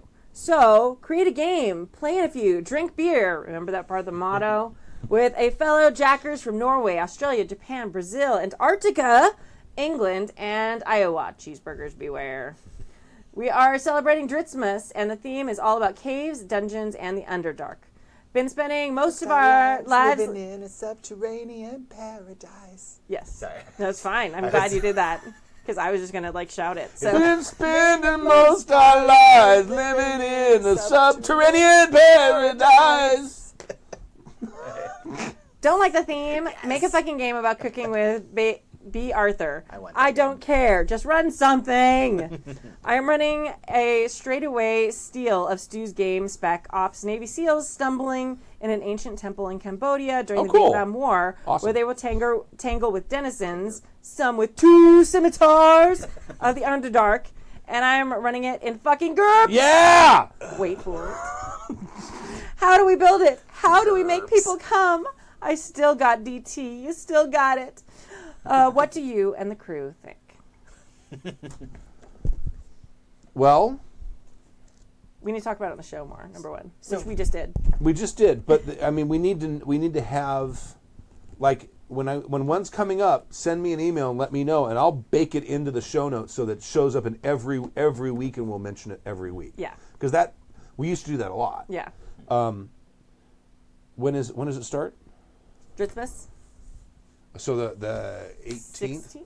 16th or 18th? One of the days on either side of St. Patrick's Day. I don't remember if it's the day before or the day after. But you can go to the website. If you go to happyjacks.org, you can find under our... No. They've got their own webpage. I know. Did you link to it? Yes. Okay. So if you go to happyjacks.org... /JackerCon? No, I should do that. Happyjacks.org, go to community. The first link on the community drop-down menu is JackerCon. So you can go there. It will take you to the website. I think theirs is like... JackerCon.com. JackerCon.com, yeah. So it's super easy if you want to just go straight there, but I couldn't remember it for the year. And I'm like... And it looks like it looks like the web page for an actual game convention. It's much better looking than our website. So as the new person here, Yes. I'm assuming that this is an online Convention. Yeah. gaming Yes. convention. Yes. Okay. Started by Run Happy by Jacks Happy listeners Jackers. that we've never. Yeah. Yeah, it happened We did- completely yeah. organically. Like Oh, they cool. like awesome jackers were like, let's play games together. Let's make it a thing, and it like became a super big thing. And some years it's been massive. Some years it's been smaller. Sometimes there's multiple ones in a year. It's sort of hard to keep track of, but I also sometimes am drinking, so it's Right. but I had an amazing time like running my game. I was incredibly nervous. Like I just was like so more nervous than I've ever been for any game. You know what? When it I was ran that, awesome. I ran an online GURPS campaign for some listeners, and the first couple sessions was like real kind of jinky for me because it's like it's not people sitting around a table. By the third or the fourth game, it really kind of picked up its rhythm and was a lot of fun. Yeah. It takes a little bit to get used to like the online game thing. I think I'd be better at it now because I've done a couple of them now. Do they still do it in Google Hangouts? I don't know. When I ran, which I think was last year, it was still in Google Hangouts. Okay. But I think you can also specify like when you put your game up, like if you wanted What to it's use gonna something be in, else, I think you could probably use another thing if you wanted to try it in Roll20 or something, as long as it's really obvious. Because it'd be cool to have like a YouTube JackerCon channel. Oh, that'd be cool. So that after the thing, if people put it on air so that it gets published as a game, Yeah. and people could go in and watch the Oh, the that'd be con super games. That would be cool. kind of neat. Yeah, that would be awesome. And that might also help kind of spread the word about here's these games, especially because sometimes a lot of more obscure games that don't get a lot of APs get played. Yeah. And that way when people go in and search, I'm looking for this very specific game. Oh, here, what's this JackerCon thing this thing was on? Oh, Yeah. shit, there's a convention. So, Yeah. Well, I definitely think, like, if you're a listener, like, it's a great thing to do. If you're a newer GM, we have an amazing community of people who are really supportive. Oh, yeah. So if you wanted to try GMing for the first time, if you want to try online GMing for the first time, like anything, like this is a great opportunity to try that out. And you're going to get amazing supportive players who are also, going to give you some great feedback. So you could learn a lot from it. I'm fairly convinced that if you were to run something at JackerCon for Happy Jacks listeners, you are going to have the least shitty players you could get. Absolutely, 100%. And I say that as a compliment. No, they're because awesome. you can go to a convention and it's a grab bag. Yeah. You might get some awesome players and you might get some not awesome players. Oh yeah. Well, and most of the GM horror stories start with I was running a game at a convention, Right. Yeah. and Absolutely. yeah. But that with JackerCon, that is absolutely not the case. Yeah. You're gonna have it's gonna be fun. Yeah. It's gonna be fun. Absolutely. Great. And you'll get a lot from the listener from the participants. You'll get if you want feedback, they'll give you good feedback, and they'll give you honest feedback too. Yeah, because we harp on that all the time about. Yeah. Don't just say, "Oh yeah, it was great." Yeah. Like, well, it wasn't perfect. Yeah. I want to do better next time. What can I do Right. better? Yeah, absolutely. Yeah. I would start going around. I mean, number one, like, I know, like, we don't have a huge presence on Reddit, but, like, start finding those online communities. There's some Google Plus communities. Yeah, I was gonna say Google Plus is it. It seems like the one place it has really thrived is with gamers, and Yeah. and I see like because I And monitor Google employees. Yeah, and Google employees. Yeah, I mean it's basically the same thing. Yeah.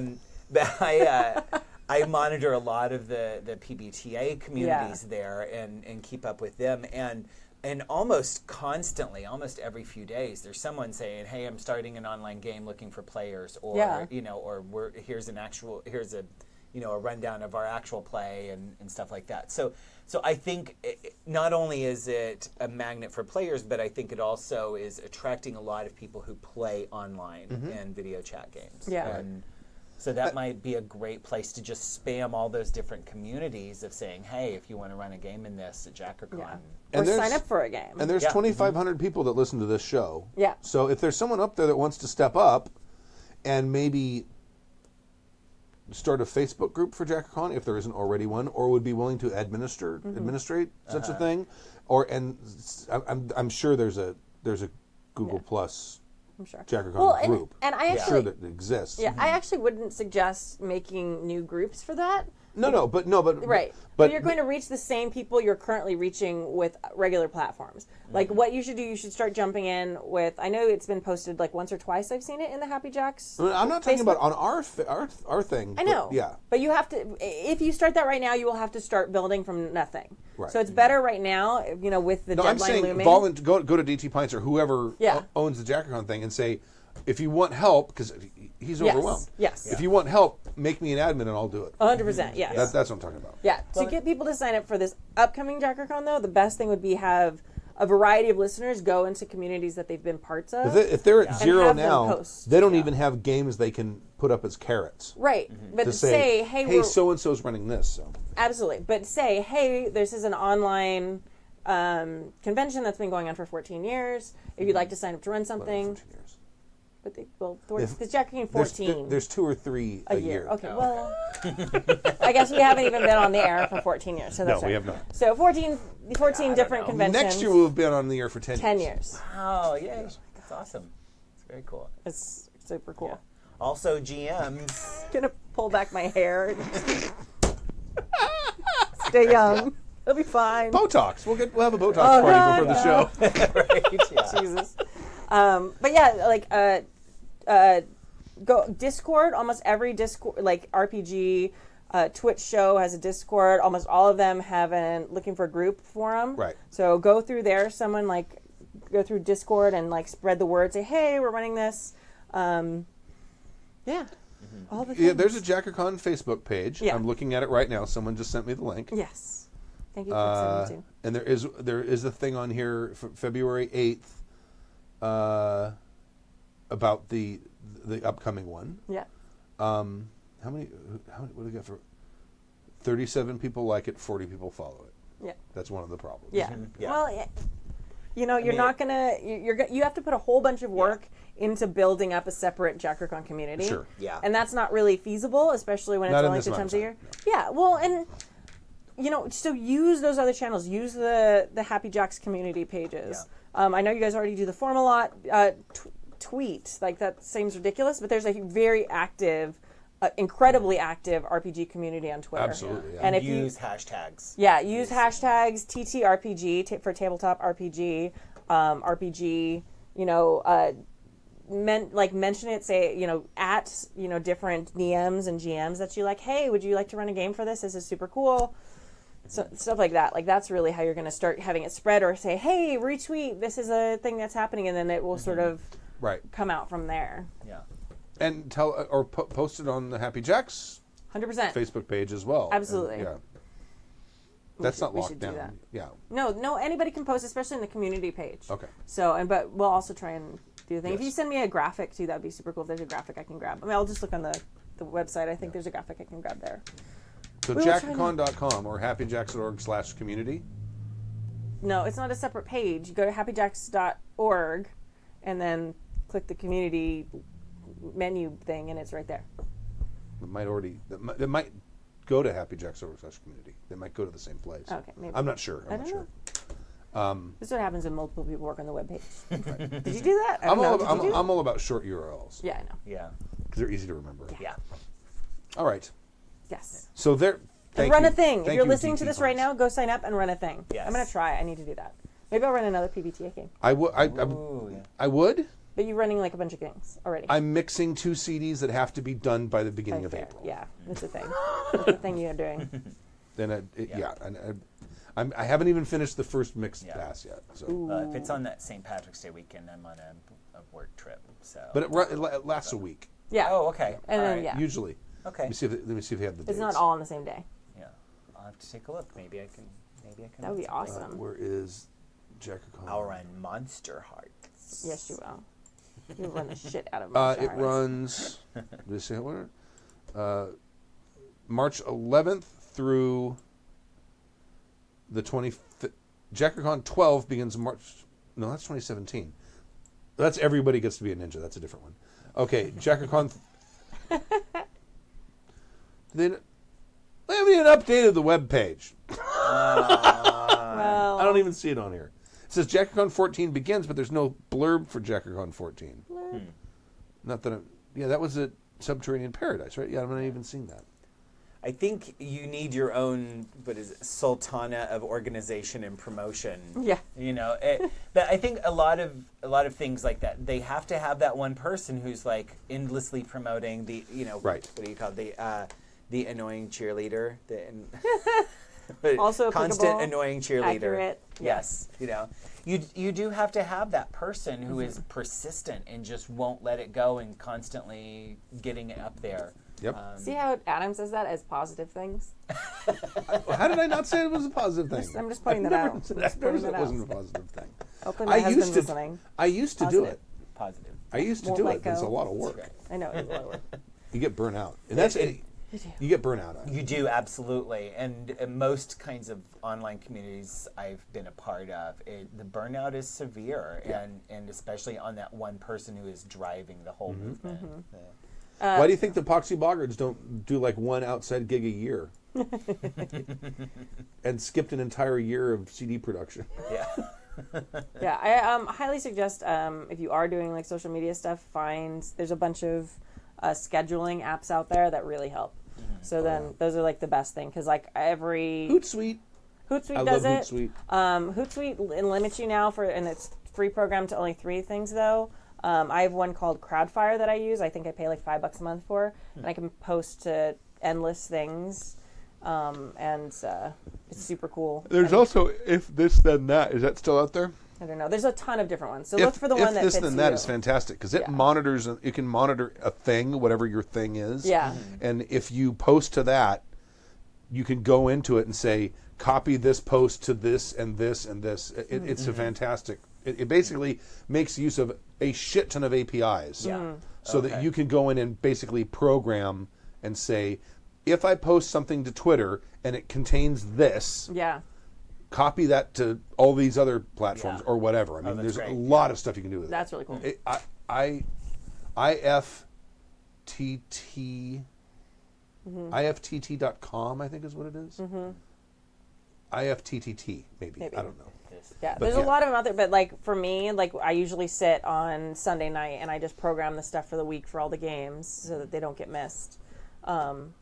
And then it will randomly go out. And there's also things that will let you post like at like the peak time, because actually peak time for our social media is generally like 2 a.m. for us because we have so many people who are listening in Europe and Right. in the East Coast and stuff. And I'm not getting up at 2 a.m. to post things on social media. But you can schedule them. But I for can people. schedule, them yeah. ahead. A lot That's of them, pretty awesome. yeah. A lot of Yeah. them also have like the best time where it will like run the analytics on your accounts and post it at the best time for your stuff. Right. So when you see stuff posted at 2 a.m., it's not me. I mean, it is me, but it's me like 4 days before that. Yes. Doing that. Yes. All right. Yeah. Thank you, DT Pints, and for your We love you. yeoman Yes. work. Yes. Yes. Good luck on JackerCon. And with your child. Jason sends a horror story with a difference. Excellent. Who would like to read this? I'll take it. Your turn. A different kind of horror story from Jason. Ooh, is this one of our? Is this our Jason? Or is this It's a different Jason. different Yeah, Jason. There's so 'cause many it Jasons. talks about dreaming of running a Planescape game. So Oh, it's no, ours. not our Jason. Yeah. Hey, Jackers! I bring you a different kind of GM horror story. For 3 years, I had dreamed of running a Planescape game, and today was that day. I had prepped a Planescape one-shot months ago for one of those nights when I couldn't get my entire group together. Tonight, I had 3 of my 4 players, and I was going to send them to Sigil, City of Doors, gateway to the multiverse. To help a talking magical cat, to help a talking cat return a magical book to its rightful wizard owner while playing jumping around the known and unknown realms. Love it.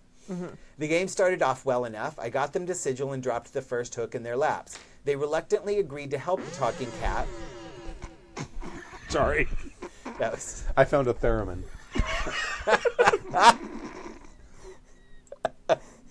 See, this is what happens when he has a soundboard. Like he right. gets Yeah, very yeah. distracted. Too much.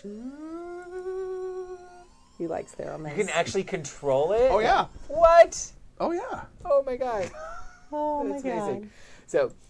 It's All right, the so seasoning. they reluctantly agreed to help the talking cat, but only if they could explore the city first. Certainly. I had books and notes and random tables scattered around me, a list of hard and soft NPC outlines to pull from, a handful of fully fleshed out locations with small side quests to tug at them. I had it all. And for 3.5 hours, I GM'd the fuck out of that game, if I do say so myself. It was one of those games where every character voice was unique, and I had an answer for everything, whether I had prepped it or not. Nice. I love those times. There was laughter and zaniness from the situations the PCs created for themselves in the city. I was on fire. When the last 30 minutes of our game rolled around, the group finally decided to follow up on the Talking Cat's request and look into returning that book to the wizard. So after 3 hours of dicking around the city, which was completely their choice, they picked up the threads of the main story, which they had within the first 20 minutes of the game, and jumped through a portal to a different town. As soon as they got there, they realized that delivering the book isn't going to be as easy as knocking on the wizard's door, and their enthusiasm dropped to nothing, as did their role-playing. Ooh. The game had disintegrated. We were nearly at the 4-hour mark anyway, and it was time to call it a night. But I knew my players weren't too excited with this game, so I asked what they thought. Nothing happened. We just walked around the city for 3 hours, which is what you wanted to do. It was too open. I could talk to anyone and go anywhere. Yes! I didn't know what to do.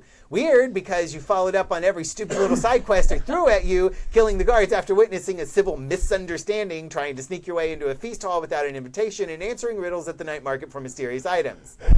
It was like a game of Skyrim, and all we did was walk around, talk to people, and kill a couple of Whiterun guards. Exactly! I did it! Open world! The epitome of player choice! Yeah, but we prefer more structure. But I missed having a dungeon to explore. What? Little did they know the wizard's house was a dungeon if they had only gone there in the first place. I'm going to add a fucking for you. If they had only gone there in the first fucking place. Don't be afraid to throw a Deus Ex Machina at us, like a giant monster in the city streets, to make us do what you want us to do. What the fuck? So there you have it. After waiting for 3 years to run a game in my favorite setting and achieving open world perfection, go anywhere, do anything, it was met with, we missed the dungeon. Okay, I get it. Know your group. I'll return them to their regularly scheduled dungeon crawl next time, and we'll all have fun. Yet even though I got to visit for one short session, somehow the plane-spanning openness of Sigil City of Doors seems further out of reach. I have an amazing, perfect solution for this. Uh-huh. Run this game for JackerCon. Yes, right? You will get some amazing players who will totally appreciate it. Yeah. Yes. All your prep. Yeah. That's my solution. But yeah. Oh man. So on the one hand, I get it that you achieved open world perfection. That's awesome. On the other hand, I do understand the whole we missed the dungeon thing. And this is something I'm discovering in real life as well as in games, but a lot of people really are sheep, and they just do kind of want to be led around. When I took psychology in college, structure hunger. Yes. Isn't that what it was called? Yeah. Because I get in Skyrim and I'll play for about 6 hours and I'm like, okay, I never want to see this game again. Because it's too distracting. There is too much. There's no structure to it for me. See, I just get on a horse and I just run. Yeah. Right, yeah. That's like my entire game experience with Skyrim. Yeah. Oh, another horse. Yeah. But I also, I feel bad for Jason because players have to take some responsibility, especially when they're given an open world situation. Players have to be able to say, no, I want this. Mm-hmm. So, right. Yeah. You also have to wonder, like things are, as a GM, you have to reflect. And I don't think Jason was necessarily asking for advice. It was just a horror story. Right. And I feel the horror of that. Like, Yes. I love open world games. It's like one of my favorite things. But, you have to wonder, sometimes there are things that are super clear and obvious to you as a GM that aren't super obvious and clear to the players. True. So you knew that cat was super important. Maybe they didn't really realize that. Maybe they thought, oh, just a cat. They wanted to look around the city, though. Yeah. Right, So, yeah. especially And they when you have got the caught City up of in that. Doors. Yeah. Yeah. And then once that, And what you do is, as they're exploring, maybe within the first hour or so, you have them find something else that points them back to this cat or this book or the wizard or something else that maybe pokes at them and makes it a little more interesting to them. Yes. Yeah, absolutely. Don't have a bear. The bears are always bad. Don't write an article about a bear. Yeah. You ever heard that? I told that Oh story. my God, every yeah. few episodes. You will have a game that has nothing to do with anything. But I think it also, I think it's interesting, like just from an outside perspective, like obviously we don't have all the details. It's interesting that that you feel they had a great time and they don't feel they had It's a great almost time. always the opposite Yeah. of that. It's Yeah. almost always, I didn't think the session went very well, but then I asked them and they had a great time. Yeah. Right? Yeah, so This it's is the interesting. opposite of that. This is a rarity. Yeah. Yeah. So, I mean, I would, like, if I were you, I'd unpack that a little bit more with them. Like, because it seems like they were reacting well, having a great time. I've had that happen in some sessions where I was, like, really looking forward to a really like meaty game, like really getting stuff done. And then we play, and this happened with me in Vampire a couple times, Moat, where I was like really looking forward to like making serious progress. Right. And then it just like the spinning plate thing, and we'd get done with the session. We had a great time, but then I would feel personally frustrated because we like didn't make as much headway in the main story as we wanted. Right. So I think there's a balance there. Like ask them and really get them to define for you. Did you really not have fun? Were you really disappointed, or were, at the end looking back at it, like were you disappointed you didn't finish that adventure? Yeah. Because those are two separate things. Because I think it sounds like they had fun for 3.5 hours just dicking around the city, and then they, I think it almost seems like they suddenly realized that there was a story, and they're like, oh wait, but then we didn't get to explore that because we didn't realize we were supposed to, maybe. Right. Yeah. That's what it's sounding like to me. It sounds like they had a great time, and then there was a sense of failure at the end where they Right. suddenly hit that, oh, there's a point, and we didn't do it. We didn't get And to he be the could have heroes. fixed that very easily by just having the wizard in his tower and his door's unlocked, and you just go in and then, here's Hand the him the book, book. the cat, right? Yeah. Yeah, I mean, if you're coming up, like, I've done that in con games. Like, all right, it's 3 hours and 45 minutes. Oh yeah. Oh, yep, he's totally the bad guy. Good Right. job, Right. guys. Yeah, you got killed it. Yeah. him. Right. Nice. Yeah. Like, you have to be flexible like that. Yeah. And it's hard, especially when you've done all this prep and you've got everything ready to go and you know how you want things to happen, and then it turns out that you can't do that, especially in the time allotted. Yeah. Right. So, but it's. I'm curious as to, I don't remember if it said, but it seems like this was going to be the start of a campaign, right? Or was it was it prepped for a one shot. Yeah. Okay. I think that's probably a lot to do with it. Is like in a one shot, you want to. It's hard. There's a lot of pressure. You need a whole story arc in that 4 hours. Yeah. Right. Yeah. So I think like at some point in there, it might be a good idea to be like, I mean, even out of character, like you can drop like those. Hey, the cat shows up again. Yeah. What the fuck are you guys doing? Killing the guards? I Right, thought you were yeah. gonna help me with this goddamn book. What the hell are you Yeah. doing? Yeah. Because that's what cat sounds like in my head. Right. Yeah. But it's I need also, a cat in my next game, just so I can talk like that. Yeah. It's also okay as a GM to just kind of stop and say, hey, are you guys having fun with this? And say like, I had this whole thing planned around the talking cat, but if you guys don't want to do that, like we can keep running around the city if you guys are cool with that, or do you want to like move on to the main story? I can gloss over this stuff. Right. You know, so you can it's okay to stop and ask them, hey, in the middle of the game, are you guys happy? Are you having fun? Or do you want to shift gears? Yeah, absolutely. And I think that communication is important. Yeah. But yeah, I mean, don't be too hard on yourself because it sounds like kind of like buyer's remorse at the end. Like they bought in with what they were doing, and then at the end they're like, oh, but then we didn't get the hero. Yeah. So we killed some guards. Yeah. That's all we did. Yeah. That's what your players sound like to me. Right. Sorry. Yeah, like I totally gave them a Like voice. 4-year-olds. Yeah. Right. Yeah. 100%. Yeah. Sorry, I just finished writing report cards today, so like that's like the voice, the whiny, like because the emails will be coming in soon. Oh yeah. Why did my kid not get an A+? My kid's the best kid who's ever lived. No. Your kid's never done any homework, so Right. See, ever. I'm the exact opposite. I know. Uh-huh. Yeah, that you're a minority in parents. That's sad. Yeah. Because I go to the teachers and said, how have they messed up? Yeah. What do I need to take away from them to get them to behave in your class?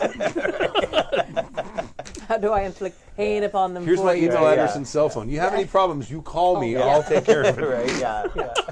Oh man. My dad was the same way with me. Yeah. Oh yeah.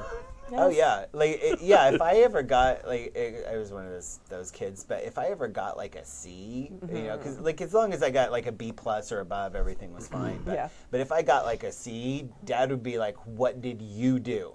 There was no. Oh, yeah. There was no like, oh, we're gonna call the teacher and see why you got this grade. It was No. like, what did you do? Right, or not do. Or not do. Yeah, exactly. Like, Yeah, I got talked to with at C's. It's like, why do you have a C? Yeah. yeah. Yeah. My mom Yeah. taught at my school, so it was literally Oh like, yeah. That's the word. yeah, I talked to Miss Applesmith in the teacher's lounge today at break. She says you didn't turn in your homework last night. Oh, limits. Oh, Yeah. oh, that's rough. No. Boundaries. Yeah. Right. Yeah. Like it calls me in the middle of math class on the phone. Are you doing okay in math right now? Yes. And the entire class is staring at me as I'm using the teacher phone. Can I please go back to my seat? Can I please go back to my seat and pretend to be a normal child? Please. Okay, thank you. Oh God. Oh, it's terrifying. Oh, it was so bad. Oh God. I think that in terms of this horror story, I think especially traditionally, there's so much pressure on the GM to be the one to be completely and solely responsible for making sure everybody has fun. Right. And I think that's the wrong way to think about it. Yeah. Even if you're in a more traditional game like D&D or Pathfinder or whatever, where the DM is more separated from the players, I really feel like it's on the players to help make things fun and exciting for the DM as well. So like it's your job to be like, yeah, okay, I'll go kick down the door. You know, like you need to take action and say, hey, this was really awesome. I like this stuff that we do even more. If you can ever throw more of that in, I would love that. Right. And like make it a conversation. And especially with like, especially now on a lot of games, I've tried to stop saying DM or GM and players. Yeah. I'm trying to be very conscious of saying the GM and the PCs. Yes. Because I'm trying to like get it out of my language that the GM is not getting to play. Yeah. And because the GM should get to play, it should be fun for you. Unless they're paying you to do it, then like you should have fun. Right. Well, I mean, for me at least, GMing is a different kind of fun than playing. Yes. I mean, like one of the reasons that I'm not so hot about a PBTA games, I love world building. I love sitting down and saying, I'm going to come up with a bunch of NPCs. I'm going to come up with like the L5R game. Yeah. I love doing that kind of stuff. Yeah. And I'll share it. Yeah. It's totally legit. No, that makes sense. Yeah. Absolutely. But this really stands out to me, this horror story, because of the fact that it has that inversion where it's normally, I didn't think the session went very well, but the players thought it went great, and this is exactly the opposite of it, and that to me is fascinating. Yeah. Right. Yeah. And I would love to hear why drill down with the players exactly where it turns sour, and why it turns sour, because I think there's a really valuable lesson there. I'd love to know what their feedback is, very specifically about where it went bad, and why it went bad. Yeah. It's especially interesting that it seems like once they got on the path, that's when they started not having fun. Yeah. Even though afterwards they say that's what they wanted. Right. Right. So there's a lot of like contradictory information that they're providing, which is really interesting. I'm wondering if they were expecting that the exploration stuff was going to have relevance to the story. Oh, maybe. That's a And possibility. and that, I would say, maybe that's something that you should consider in the future if you run something else like this again. Yeah. Be more flexible with your story to the point where you can say, oh yeah, you go and you kill this guard and you find a magic dagger of killing the guy who's going to stop you from getting to the wizard. Yeah. Right. Yeah. Or whatever. And you find a magic bean that will take you to the wizard's house. Right. There you go. Amazing. Yeah. I mean, you have to think on your feet, especially when you're running. Like, I've done some crazy stuff that I never thought I'd get away with in con games. I'm not going to tell you what they are because it was like legit the weird crazy stuff. And I was just like, oh, there's no way they're going to buy in. They're going to get so, and like they don't even notice. No. And you're just like, Yes. and so like when you're playing in that 4-hour time slot, you just have to be ready to like, and here's your, you found it, so good job. Right, Good yeah. job, you're such a good player. Good player. Here's your thing. I can't believe you found that so fast. It's amazing. Wow. Now every player who's ever in any of my games is going to be like, she praised me. That means she fucking just messed with the game. She just gave it to us because she thinks we're dumb. Like, no. But like you have to kind of like throw the, oops, here's the key to your jail cell that I accidentally dropped. Like that's super easy out to kind of help them along sometimes because. You know, if you have that long-form campaign, you know, like we had with Moat, like you can have all these different things happening. Yeah. You can take time. People can kind of think about things between games, make connections they didn't at the table. With con game, it's like, here you go. Yeah. Oh, yeah. Especially in a long-term campaign, if you spend a whole session out of 20 or 50 kind of wasting a little time, it's fine. Yeah. But if you've got 4 hours and you spend 3 of it doing something that doesn't seem relevant, Right. then you're like, oh, well, now I feel cheated. Right. You know? And a campaign that can be so much fun, like just spending the first session exploring the city. Oh, yeah. Now suddenly you have like connection to a bunch of different parts of the city. Right. You saw some stuff that you might use later. You've made some connections. Oh, now you're wanted because you killed a bunch of guards. Like all these things that can come into play later. With a one shot, that's not so relevant. So it can really feel like you're spinning your wheels. Yeah. Right. Yeah. Yeah. Right. But, yeah. I don't know. You should bring a sticker book to the next game convention and hand out stickers. Here's your gold star. Here's your gold star. Here you go. You get an A+. Yeah. Here's an attaboy sticker for you. Yeah. This one's got a sunshine on There it. you go. So I really need like some really like filthy stickers. Yes, yeah. Min-maxer. Right, yeah. Thespian. Power gamer, yes. Oh, power gamer. Yeah. You storked it. You get the Here's My Backstory award. Yeah. Let me tell you about my character. Yeah. I got a for my I think it was last year for my birthday. I got a one of those adult coloring books. Oh. But it's like fuck off with like a bunch of stuff around it that you can go. It's like it's all profanity. It's awesome. Jen even has a really interesting comment. He says my problem with the game I'm running is they claim they want a sandbox, but they don't want to help contribute to the world. So they want him to come up with all the details. See that's I think that's also my preference playing. Yeah. I want to be immersed in the when I'm playing. I want to be immersed into the story. I want to take on my character. Yeah. I don't know everything that's going on around the world. I don't know the other PC's secrets. I don't know the bad guy's plans or even who the bad guy is maybe. Right. I want to be surprised. Yeah. As a player, I want to be surprised by these Yeah. things. You know what I mean? Yeah. And I think so I get that. I mean I'm not that I need to contribute to the story. I mean I can see contributing here's some backstory stuff or my character has a couple of enemies that are hunting him, or there's someone who's trying to screw him over or something or whatever, things like that. But for the most part, I like being surprised. Yeah. Yeah, I think really for do. me, it really depends on what I'm playing. Like, when I sit down for PBTA, like, I expect to contribute. Yes. It's Right. like going to an acting class and, like, oh, tonight's improv night. Like, you're expecting to play Bunny and, like, all those different things. Bunny. Yeah. So you're expecting to play those games. But, like, some nights when you're, like, you've practiced monologues and you're practicing those monologues, like, that's a whole different night. Right. Yeah. So, and, like, when I sit down to L5R, like, if suddenly out of nowhere you turn to me and, like, okay, you walk into... the White Ashen Stone, and there's a woman standing there. Describe her. I'm sorry. Right, exactly. What am I doing? What day is this? What game am I playing? I thought this was L5R. So it's like, I think you have to, like again, like I know he said at the end, yeah, I know, have that conversation with your players, but, a lot of that depends on system. Right. And so if I sit down to a 5e game, probably, or D&D game, like of any type, actually, I'm probably not expecting to do a lot of stuff like that. Although you certainly could. You could, yeah. Absolutely, you can. You can do that with anything, really. Yeah. Yeah. I've just never, that's just generally not the normal experience. I've had people say, oh, yeah, like when you do the final blow on a monster or something, like, oh, describe the death. Like, that's about the most I've ever had with it in a D&D game. Yeah. But, so, I don't know. So,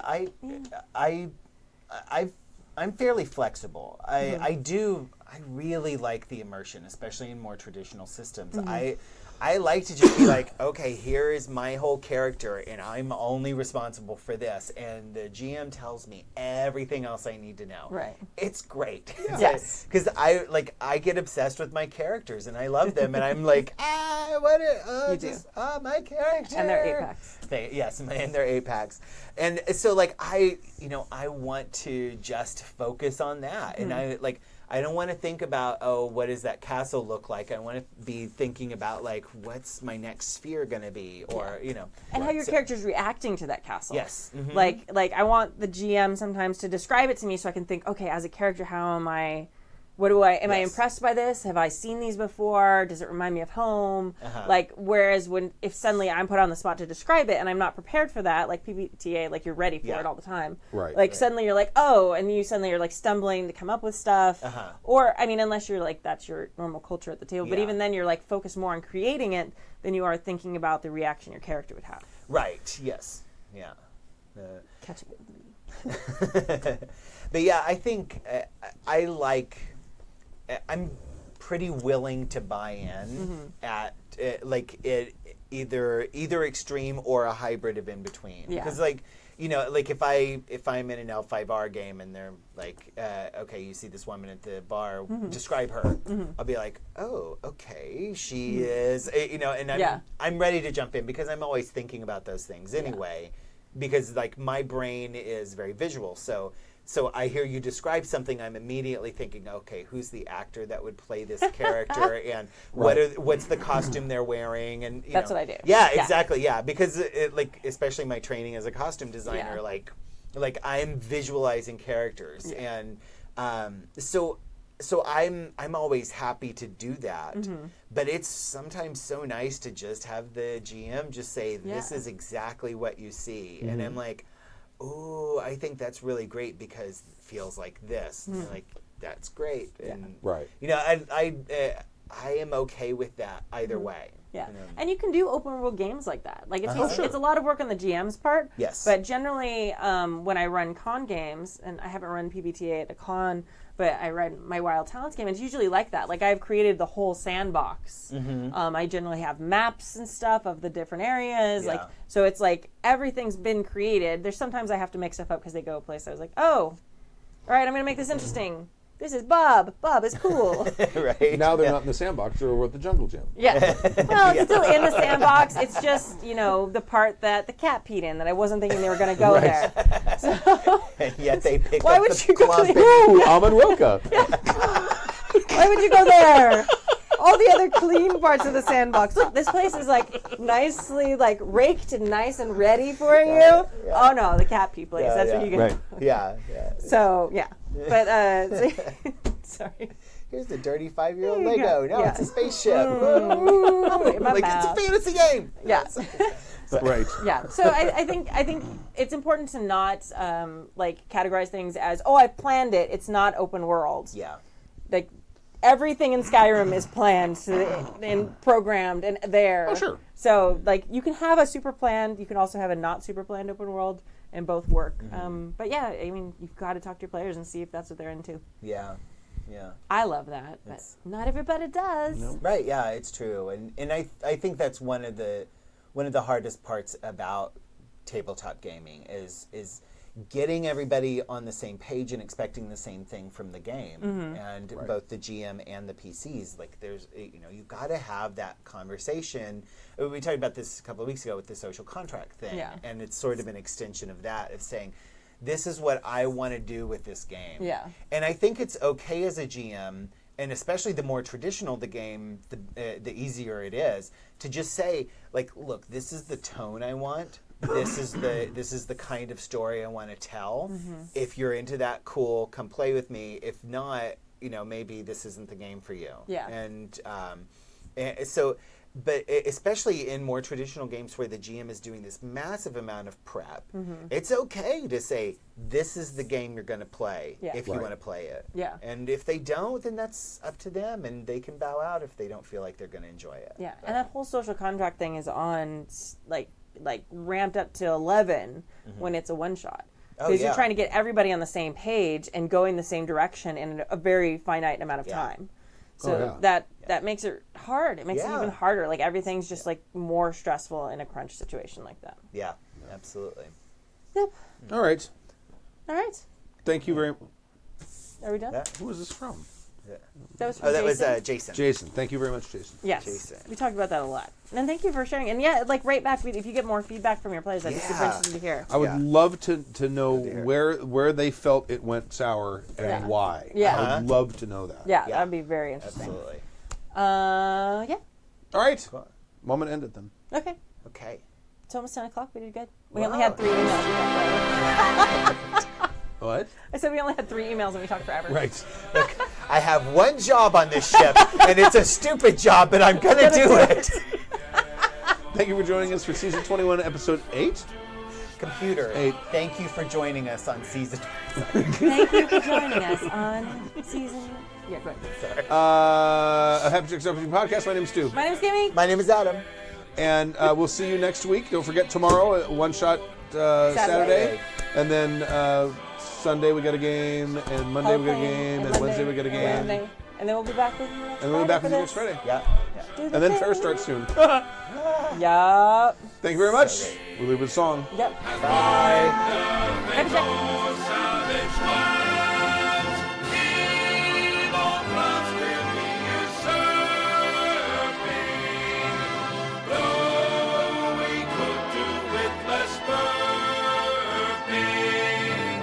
Happy Jack.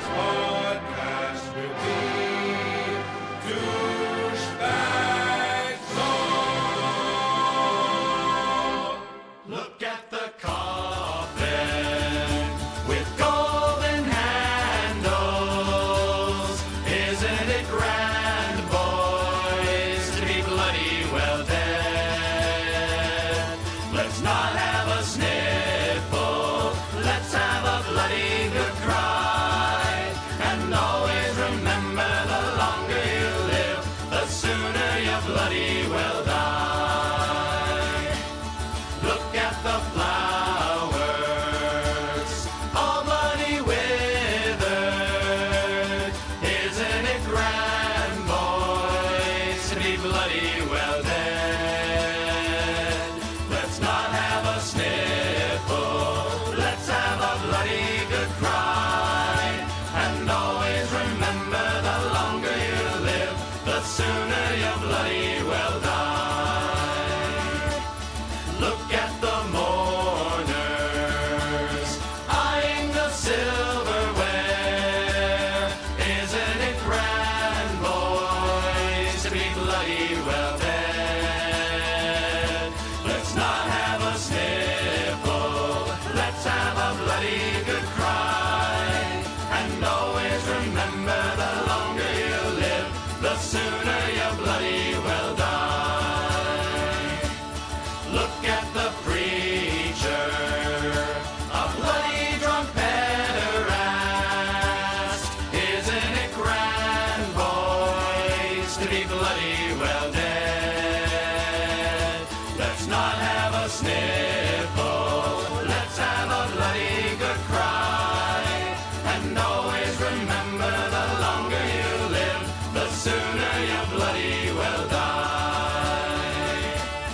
Look at the widow, that hoary adulteress. Isn't it grand, boys, to be bloody well dead?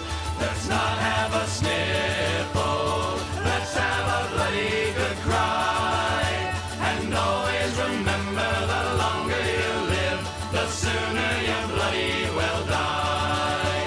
And always remember, the longer you live, the sooner you bloody well die.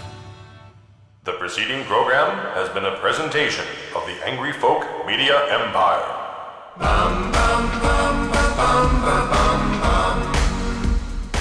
Why problem make when you no problem have you don't want to make? Go away, Baton. Welcome to Costco. I love you.